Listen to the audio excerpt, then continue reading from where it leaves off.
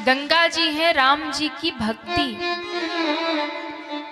और केवट भैया कहाँ बैठे हैं? तो कहा गंगा के तट पर, यानी भक्ति के तट पर बैठे हैं। और ध्यान दीजिएगा, जो भक्त भक्ति के तट पर बैठा है, ज्ञानी के सामने भगवान नहीं मांग सकते, वैरागी के सामने नहीं मांग सकते, लेकिन जो भक्ति के तट पर बैठा है उसके सामने तो भगवान भी झोली फैलाकर मांगा करते हैं। भगत के सामने तो भगवान झोली भी फैला लेते, भगत के सामने भगवान मांग भी लेते। क्यों? भगत के वश में है भगवान। तो भगत के सामने तो कभी कभी भगवान झोली फैला के मांग भी लेते हैं।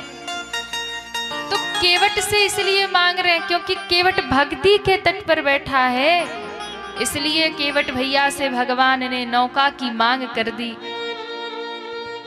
और फिर केवट ने, देखो दूसरा कोई होता तो सोचता अरे भगवान नैया मांग रहे, दौड़ा दौड़ा लेके आ जाता, लेकिन केवट भगत है ना, इसलिए केवट भैया ने भगवान को रिझाना शुरू किया, खिजाना शुरू किया। बोले नहीं लाऊंगा नैया, मांगी नाव न केवट आना, नैया नहीं लाऊंगा। राम जी ने कहा क्यों नहीं लाओगे? तो ऊपर से कह क्या रहे हैं, कहीं तुम्हार मरम मैं जाना, नहीं लाऊंगा नैया। क्यों? आपका मर्म हम जानते हैं। राम जी ने जैसे ही सुना तो राम जी थोड़े सावधान हो गए। भैया मर्म जानते हो? ना कभी मिले, ना कभी जुले, ना कभी देखा, पहली बार मुलाकात हो रही और कह रहा तुम्हारा मर्म मैं जानता हूं। मर्म तो ब्रह्मा नहीं जान पाए, मर्म तो शंकर जी नहीं जान पाए भगवान का। यहां तक कि लक्ष्मण जी जन्म से ही पीछे लगे हैं, पर लक्ष्मण हूं यह मर्म न जाना, लक्ष्मण जी भी नहीं जान पाए। और ये केवट नैया चलाने वाला आज ही मुलाकात हो रही है आमने सामने, और देखते ही कह रहा कहीं तुम्हार मर्म में जाना। अच्छा, आप नया नया किसी व्यक्ति से मिलो, अब मिलते ही तुरंत कह दो हम तुम्हारे विषय में जानते हैं, तो मामला समझ में नहीं आता। भैया आप उसके साथ 2-4 दिन रहो, 2-4 महीने रहो, हफ्ता 2 हफ्ता रहो, फिर आप कहो कि हम तुम्हारे विषय में जानते हैं, तब बात समझ में आती है। लेकिन पहले ही दिन मिलते ही कोई कह दे, कभी आज के पहले जान पहचान नहीं, कभी कोई मिलना जुलना नहीं, अचानक कोई मिले और कहे हम तुम्हें जानते हैं, तो व्यक्ति थोड़ा चौंकेगा कि भैया कैसे जानते हो। अच्छा, हम लोग क्या करते हैं, कई बार जब कथा गाने जाते हैं तो लोग कहते हैं कि हम आपको जानते हैं, तो हम कहते हैं हाँ भाई जानते होंगे, क्योंकि सोशल मीडिया का ज़माना है, सब जानते हैं, कथाएं सोशल मीडिया पे पड़ी है, तो कोई यूट्यूब से सुन रहा है, कोई इंस्टा पे देखता है, कोई फेसबुक पे फॉलो करके जुड़ा है। ये दिन नहीं कह सकते कि हम आप लोगों को जानते हैं, लेकिन हाँ अब गढ़वा में आ गए, आप सबको कथा सुना लिया, अब आप लोग कहीं मिलेंगे तो हम कहेंगे कि भाई हम आप लोगों को जानते हैं, क्योंकि 9 दिन गढ़वा में कथा सुनाई है। अब कह सकते हैं क्योंकि आपके गांव में हम 9-10 दिन रहे हैं, आप लोग को कथा सुनाई है, तब हम कह सकते हैं।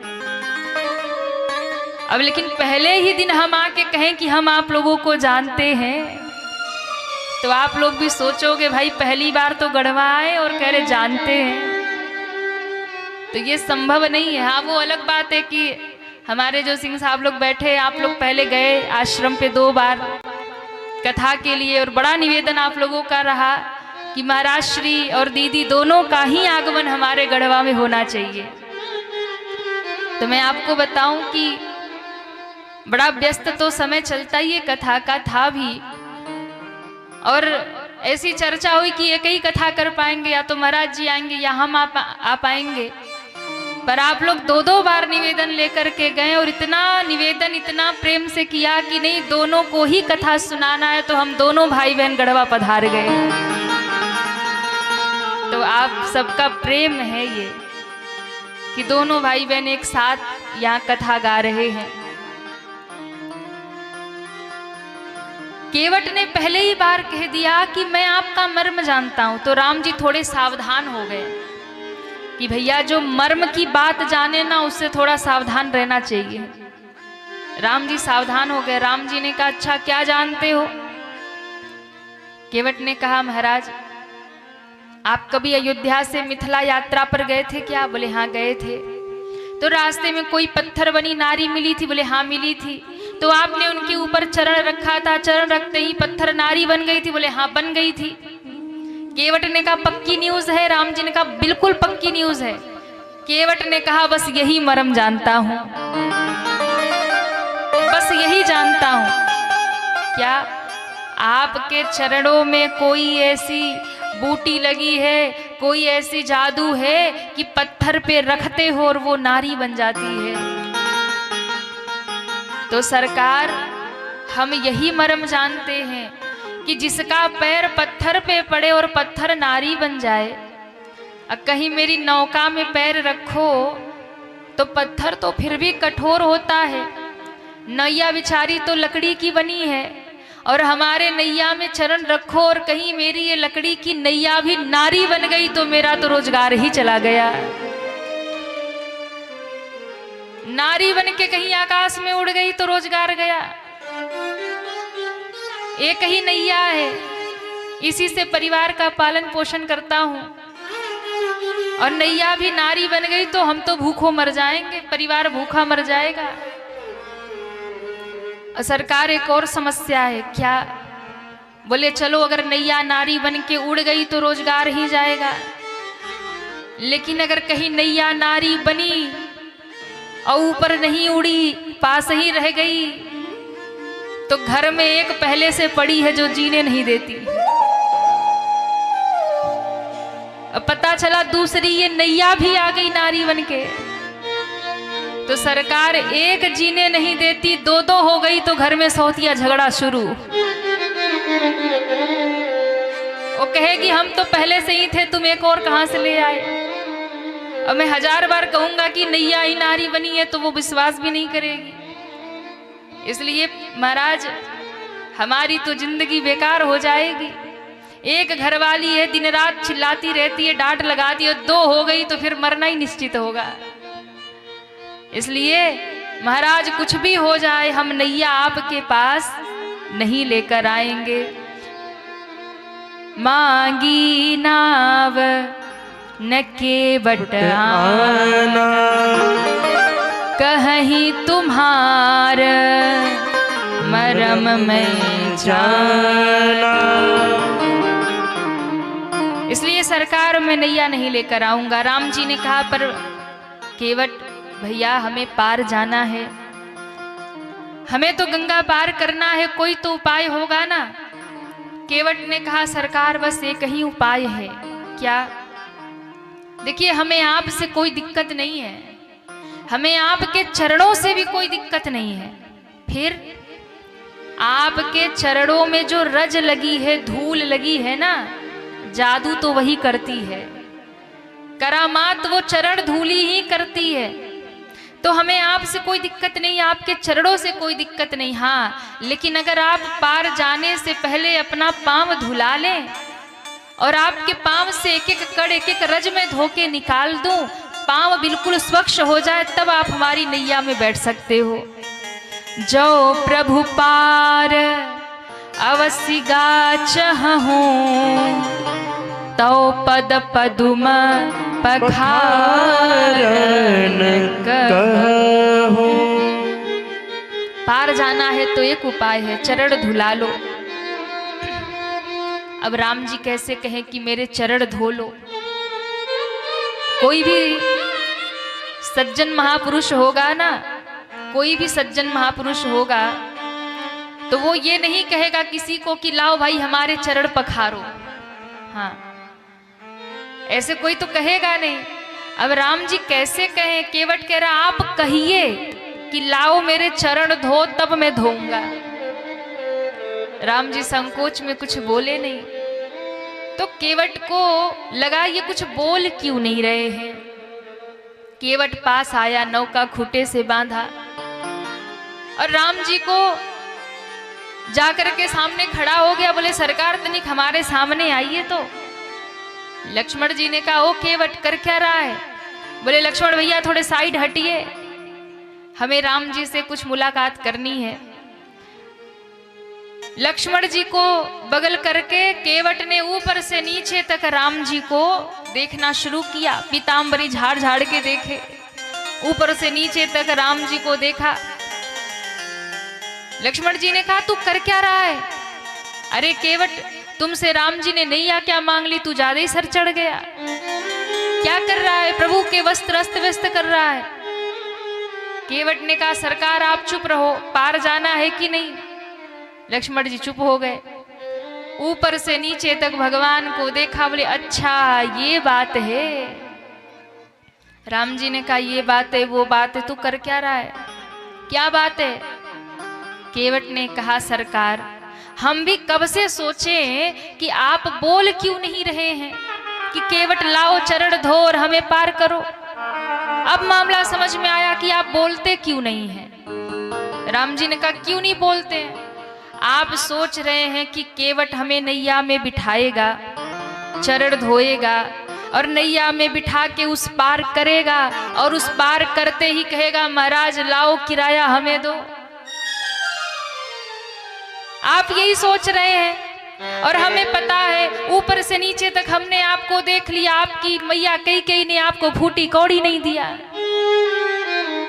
आपके के गहने उतरवा लिए, कुछ छोड़ा ही नहीं आपके पास। आप सोच रहे कुछ है ही नहीं तो इसे उतराई कहां से दूंगा। इसी चिंता में आप कुछ बोलते ही नहीं हैं। पर सरकार चिंता मत करिए, अगर आप बोल नहीं पा रहे हैं तो केवल सर हिला दीजिए, मैं चरण धो लूं। तो ऐसे सर हिला दीजिए कि हाँ धो लो।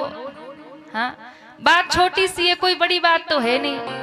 सिर हिला दो, हम चरण धो लें, फिर नैया में बिठा के पार कर दें। सोचने की कोई बात नहीं है। हम उतराई नहीं मांगेंगे। हम जानते हैं आपकी माँ ने आपके पास कुछ नहीं छोड़ा है, इसलिए उतराई नहीं मांगेंगे।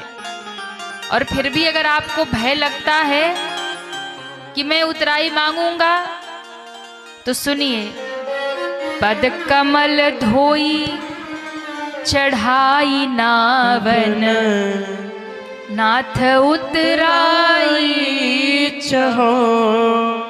चरण धोकर नैया में बिठा के पार कर दूंगा, उतराई नहीं मांगूंगा। और अगर आपको भरोसा नहीं होता तो मोहे राम राउर आन दशरथ, सपथ सब साची कहो।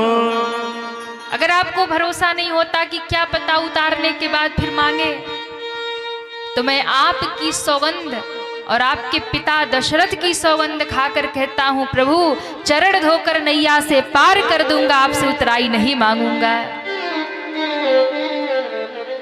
बस आप एक बार सर हिला दीजिए, एक बार संकेत दे दीजिए। छोटी सी बात आपसे कह रहा हूं, आप मान लीजिए। बात छोटी है सिर को हिला दीजिए, बात छोटी है सिर को हिला दीजिए।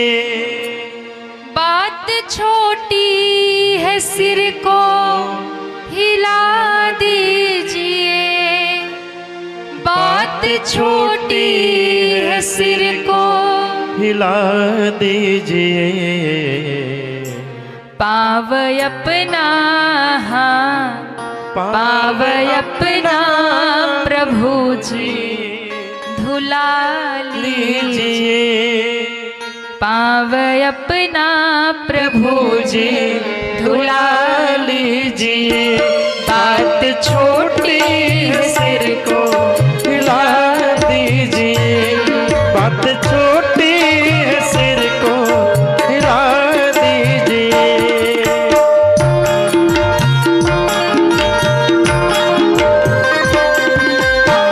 हरि बोल, तालियां बजाते हुए हरि बोल।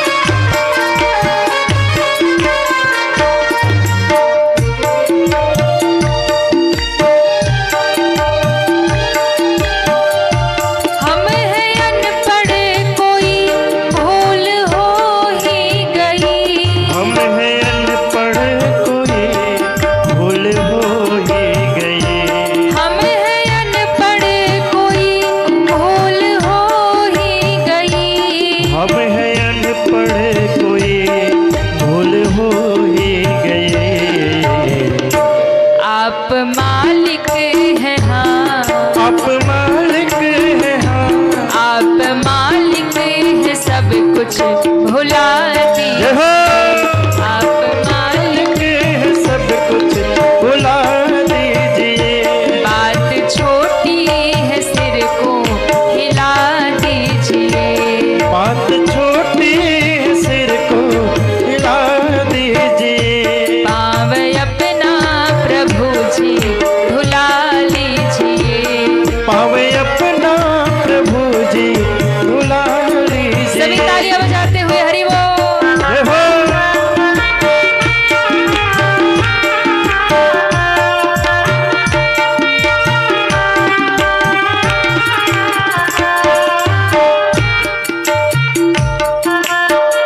केवट ने कहा, प्रभु आपको लगता है कि ये केवट बड़ी बड़ी बात कर रहा है, बड़ी बड़ी डिमांड कर रहा, हम किसी दूसरे मल्लाह को बुलाएंगे और पार हो जाएंगे? तो सुनिए, आज इस तट पे आपको कोई और नौका मिलेगी नहीं, ना ही कोई केवट मिलेगा, बस हम ही यहाँ पे हैं। और नहीं भरोसा है तो आप देख लीजिए, कोई आसपास दिखे तो बुला लीजिए। गैर मल्लाह आएगा हरगिज नहीं। गैर मल्लाह आएगा हरगिज नहीं। गैर मल्लाह आएगा हरगिज नहीं। गैर मल्लाह आएगा हरगिज नहीं। नाम लेकर हाँ, नाम लेकर हाँ नाम लेकर किसी को बुला लीजिए। नाम लेकर किसी को बुला लीजिए। बात छोटी है सिर को हिला दीजिए। बात छोटी है सिर को हिला दीजिए। पाँव अपना प्रभु जी भुला लीजिए। पाँव अपना प्रभु जी धुला लीजिए। सभी दोनों हाथ ऊपर करिए पीछे तक और तालियां बजाते हुए जय हो। श्री हरि।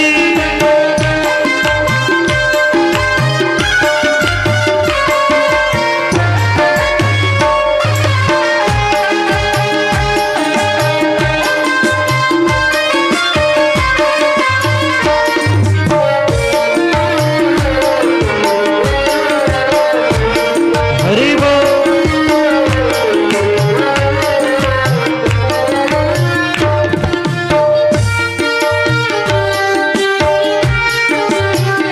केवट ने कहा, सरकार आपको पार जाना है, हमें पार करना है, केवल इतनी शर्त है, पैर धुला लीजिए। आपकी भी इच्छा पूरी हो जाए, हमारी भी इच्छा पूरी हो जाए। चाह दोनों की है तेरी किस बात की। चाह दोनों की है तेरे किस बात की। चाह दोनों की है तेरे किस बात की। चाह दोनों की है तेरे किस बात की। शीघ्र ही कुछ न कुछ, जय हो। शीघ्र ही कुछ न कुछ फैसला लीजिए। शीघ्र ही कुछ न कुछ फैसला कीजिए। बात छोटी है सिर को हिला दीजिए। बात छोटी सिर को हिला दीजिए। बात छोटी है सिर को हिला दीजिए। बात छोटी है सिर को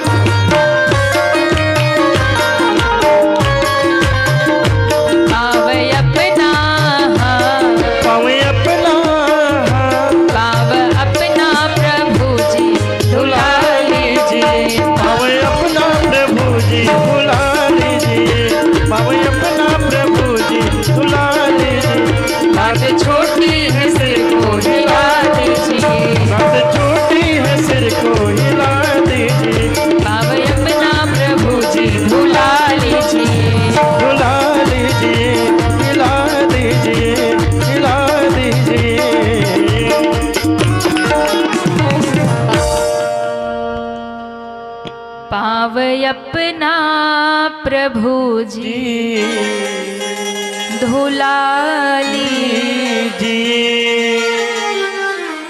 आप मालिक है सब कुछ क्षमा कीजिए। जैसे ही कहा सरकार चरण धुला लीजिए, पार कर दूंगा, उतराई नहीं लूंगा, आपके पिता और आपकी सौगंध खाता हूं। जैसे ही महाराज लक्ष्मण जी ने सुना कि केवट ने भगवान की कसम खाई और पिताजी की कसम खाई, लक्ष्मण जी को आ गया क्रोध, आंखें लाल हो गई क्रोध से, निकाला धनुष बाण और धनुष बाण निकालकर सीधा केवट के ऊपर लगा दिया। अरे ओ केवट, भगवान ने तुझसे थोड़ी नौका क्या मांग ली, तू अपने आप को प्रधानमंत्री समझ रहा है? तू क्या हो गया? अगर भगवान ने कह दिया नैया ले आओ, अरे तुझे समझ में नहीं आ रहा, तू पिताजी की सौगंध खा रहा, भैया की सौगंध खा रहा, समझता क्या अपने आप को? थोड़े से भगवान ने बढ़ाई दी तो सर पे चढ़ गया, अभी मार दूंगा धनुष बाण से। जैसे ही महाराज बाण धनुष निकाला तो लक्ष्मण जी हंसने लगे। लक्ष्मण जी को देख करके केवट हंसने लगा। अब देखिए, केवट के अंदर भय नहीं है। लक्ष्मण जी धनुष बाण लेकर खड़े, स्वयं काल हैं लक्ष्मण जी, पर काल का बाण देखकर भी केवट भयभीत नहीं हुए। और दूसरी बात, ना भय है ना लोभ है, लालच भी नहीं है कि भगवान हमें कुछ बड़ा उपहार दे देंगे अगर पार करेंगे। भगवान है, कुछ भी दे सकते हैं। पहले ही सौगंध खा लिया कि कुछ नहीं लूंगा। और जैसे लक्ष्मण जी ने बाण दिखाया तो हंसने लगे। तो केवट भैया कौन है? भक्त है। और जो भगवान का भक्त होता है उसके अंदर लोभ नहीं होता और उसके अंदर कोई भी भय नहीं होता है। जिसके भीतर लोभ है और जिसके भीतर भय है, लोभ और भय से ग्रसित होकर जो भक्ति करता है वो वास्तव में भगत है ही नहीं महाराज। बात समझ में आ रही है? तो ताली जोर से बजाया करिए। अच्छा, हम लोग क्या करते हैं? हम लोग भगत बनते हैं पर भगत है नहीं। हम लोग मंदिर में क्यों जाते हैं? हे सतवहिनी मैया, हमारे लड़के की नौकरी लगवा दो, पूड़ी हलवा चढ़ाऊंगी। अच्छा, मैया कह दे अगर नहीं लगी नौकरी तो बोले नहीं चढ़ाऊंगी। हाँ, तो भक्ति क्यों कर रहे हैं? लोभ के कारण। दर्शन करेंगे, पूजन करेंगे, ये करेंगे तो वो करेंगे, कुछ भी पूजा पाठ करेंगे तो क्या होगा? बोले भगवान मनोकामना पूरी कर देंगे।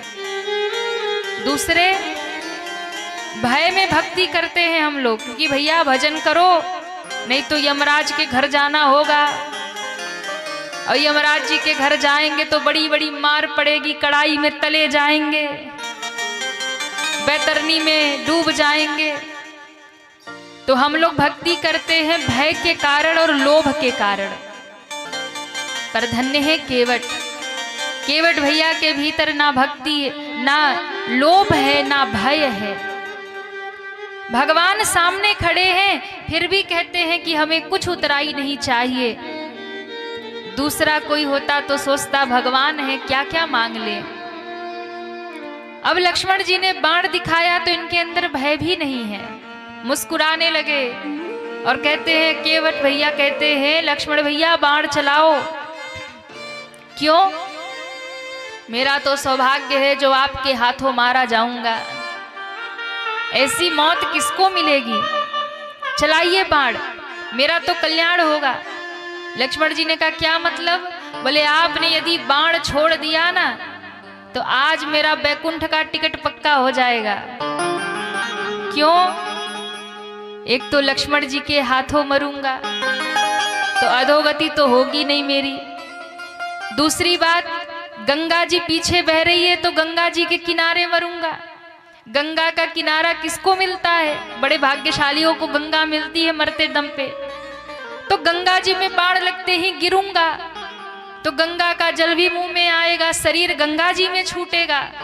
और उससे भी बड़ा फायदा क्या होगा, सामने स्वयं राम जी पार ब्रह्म परमात्मा खड़े हैं, राम जी का दर्शन करते प्राण निकलेगा तो मैं तो बैकुंठ ही चला जाऊंगा, मेरा तो उद्धार हो जाएगा। लेकिन एक बात है सरकार, क्या आप हमें बाण मारोगे तो हमारा तो कल्याण हो जाएगा, हम भवसागर से पार हो जाएंगे। लेकिन हाँ, अगर हम मर गए तो आप हमारे बिना गंगा पार भी नहीं हो पाएंगे।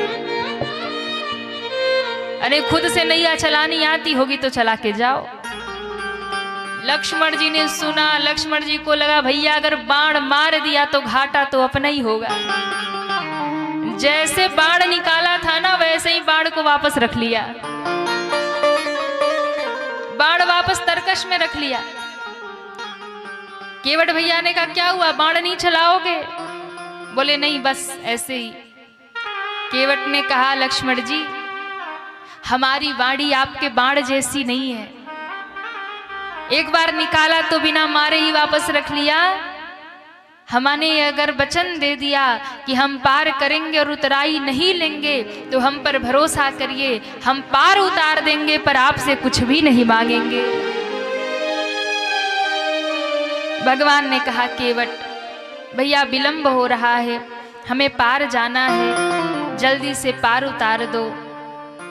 भगवान ने कहा जाओ जल लेकर आओ, चरण पखार लो और हमें जल्दी से पार उतार दो। अच्छा केवट यही तो सुनना चाहते थे। जैसे ही भगवान ने कहा कि जाओ जल लेकर आओ, पांव पखार लो, हो तब विलंब उतार ही पारू, जल्दी पार करो विलंब हो रहा। केवट मगन हो गए, प्रसन्न हो गए। केवट भैया सीधा घर की ओर भागे। केवट भैया जैसे घर की ओर भागे तो लक्ष्मण जी ने कहा प्रभु इसका मामला हमें कुछ समझ में नहीं आता। क्यों? गंगा जी इधर है, नैया इधर है, भाग इधर रहा है, गांव की तरफ जा रहा है। राम जी ने कहा कुछ भूल गया होगा। बोले नहीं, नैया पतवार सब तो यही है, घर क्यों जा रहा है? पक्का ये पूरे गांव को लेकर आएगा, सबको आपके चरण छुलाएगा। केवट अब परेशान करेगा, आपने ज्यादा ही प्रेम से बात कर लिया इससे। तो राम जी ने केवट को कहा अरे भैया एक बात बताओ, गंगा जी इधर है, नैया इधर है, जाना हमें उस पार है, तुम उधर कहाँ जा रहे हो? बोले सरकार ठहरो अभी घर से आता हूं। अरे तो घर जाना ही क्यों है, हमें विलंब हो रहा, घर क्यों जा रहे हो? केवट ने हाथ जोड़ के कहा सरकार हम भले ही अनपढ़ हैं, हम भले ही केवट हैं, हम भले ही नैया चलाते हैं, पर कभी कभी सतभनी में कथा सुनने भी जाते हैं। और सत्संग में हमने सुन रखा है कि धर्म का काम कोई करो तो अकेले मत करो, धर्म पत्नी भी साथ होनी चाहिए। मुन्नू की मम्मी को लेकर आऊंगा तब चरण पखारूंगा। आहा, धर्म पत्नी को लेने जा रहा हूं, पत्नी को लाऊंगा फिर चरण पखारूंगा। दौड़ा दौड़ा केवट घर आया। घर आते ही आवाज लगाई अरे भाग्यवान, आज हमारे भाग खुल गए। पत्नी ने दौड़ करके कहा महाराज क्या हुआ?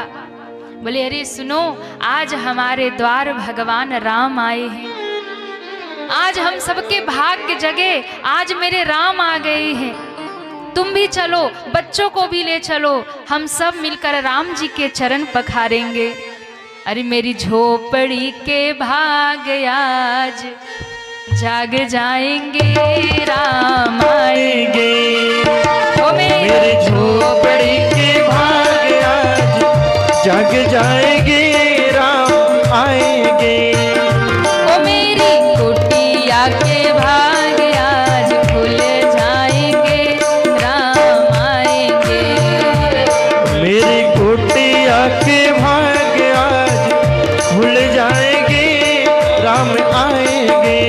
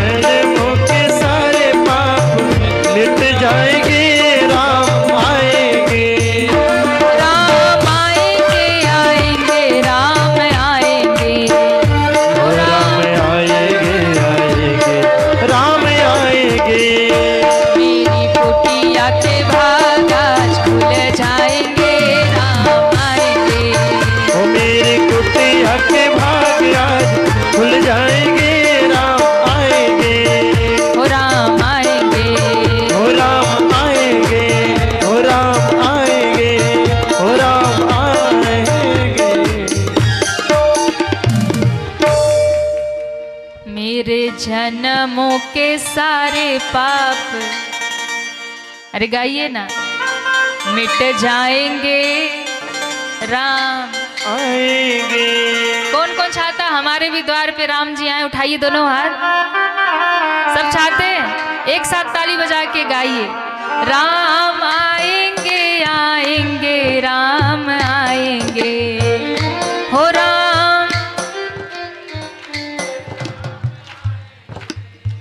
पीछे के लोग नहीं गा रहे, आप लोग भी गाइए, सभी गाइए, और इतने जोर से गाइए कि राम जी तक आवाज पहुंचे। राम जी को भी लगे भाई गढ़वा वाले बुला रहे। उठाइए पूरे पूरे हाथ और एक साथ तालियां।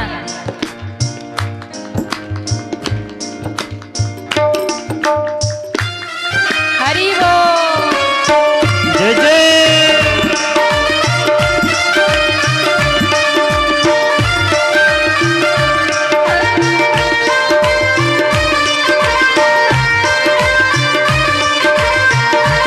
हरि बोल।